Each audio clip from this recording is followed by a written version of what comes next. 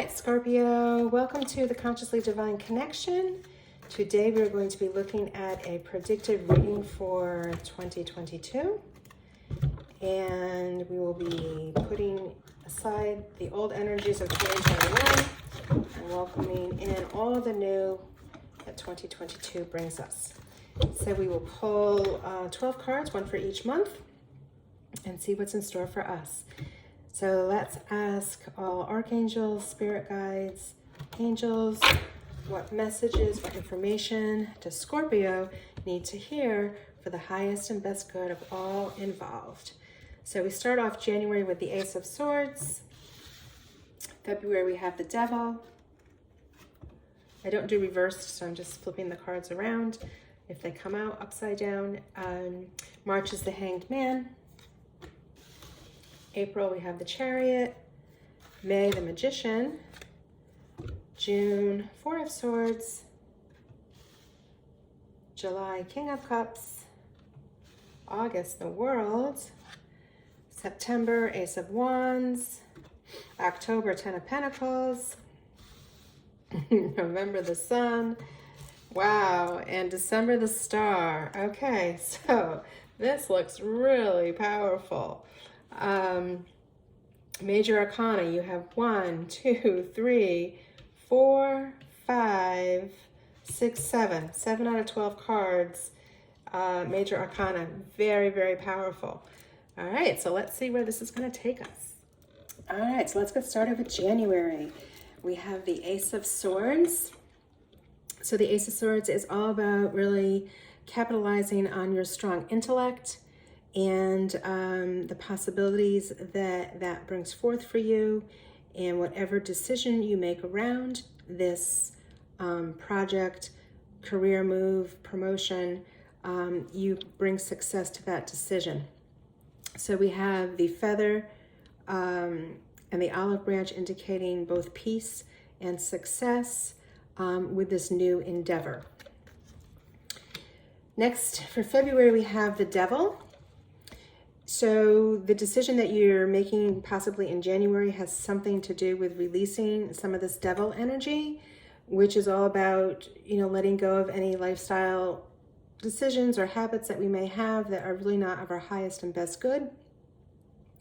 You may feel that you don't have a lot of control over making that decision, but once you do, you will have success with it, because these folks here are chained, but they're chained loosely.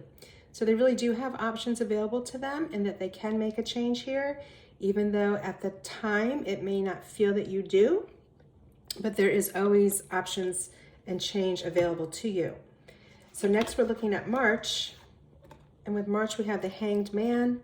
So it might require for this decision and change that you decide to make around a lifestyle issue or habit issue, you may need to take some time to reflect about the best way to execute that change. So the Hanged Man is asking us to be patient. There is an element of waiting and weighing options. The position of his legs are in the number 4, and he has a halo around his head, so he is protected. It's about seeing a new perspective. And the position of the number 4 indicates that even during this waiting time, there is structure and stability available to you, and that will ultimately be a suitable outcome. Because then when we look forward to April, whatever tweaks you have made and decisions you have made around this devil energy in the very beginning of January, February, and March, look what happens in April. A very swift, a very beautiful breakthrough with a lot of momentum behind you. So again, the first 3 months you might be figuring out exactly how to best make those changes in your life. But once you commit and once you know the correct path for you and your highest good, it's like you have unleashed the magic. Because now the next card we're looking at for May is the Magician. So the Magician is the master manifester. He has all the elements available to him. Beautifully creative energy, whatever you desire, you have the energy of the magician to make it appear in the 3D, and just beautiful, beautiful, beautiful energy. So well worth trying to figure things out and take your time, because the magician is going to let you bring that forth. So right after the magician, in June, we have the Four of Swords. So the Four of Swords is an opportunity for us to reflect, to rest, to heal. This probably took a lot of emotional energy on your part, emotional energy as well, to work out those kinks, to come to that commitment for that decision to be successful for you. And it's okay to take some time out. All right. So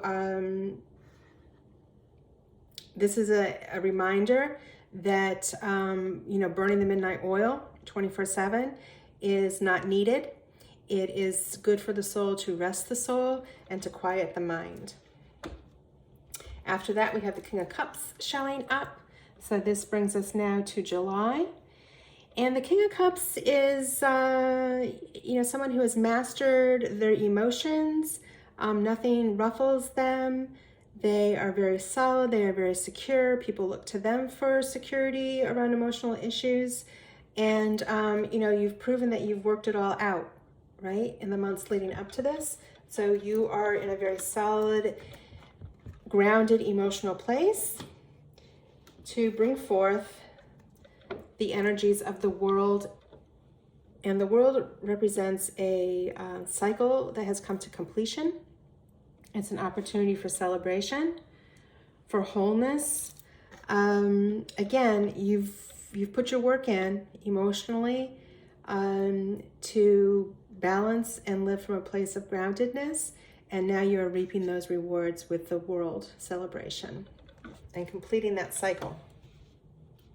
Next, we come to the Ace of Wands in September. So the Ace of Wands is about newness. It's about a creative drive. It's about bringing forth something new into the physical, a new project. And in this case, it's the newness of this activity is going to lead you right away into abundance and security with the Ten of Pentacles following the Ace of Wands.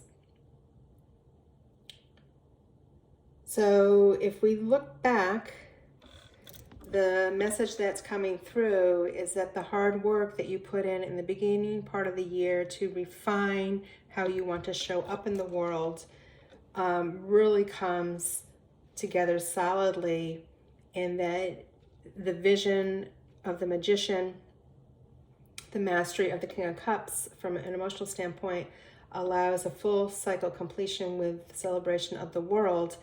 And now it's like next generation of wealth and abundance that you are celebrating, as evidenced in the Ten of Pentacles. This is long-standing wealth that will carry you forward, and you set all the foundation in the months before. So coming to the close of 2022, in November, we have the Sun. And again, your end of the year is just so beautiful and so bountiful, that we have the celebration of the Sun representing joy, representing success. Sometimes it is a card about children. So again, if we're looking at the Ten of Pentacles, it is intergenerational wealth that you are creating and sharing. You have set this legacy up to benefit children in your life. That could also mean the greater community as well, that you are really sharing the wealth with all around you. And December, you're ending 2022 with the Star. So the Star card is all about recognizing the magic of everyday life, being able to recognize that miracles do happen, that there is balance in your day, and that you have the guiding vision of the star and the light of the star to guide your efforts and your vision forward as you close out 2022 and embark on 2023. So a very, very powerful year for you. A lot of self-healing, self-reflection, and recognizing the gifts that you have and are able to materialize in this world with your magician energy taking you all the way through to the Ten of Pentacles, the Sun, and the Star. It's going to be a great year for you, Scorpio, and I'm wishing you the very, very best. Take care.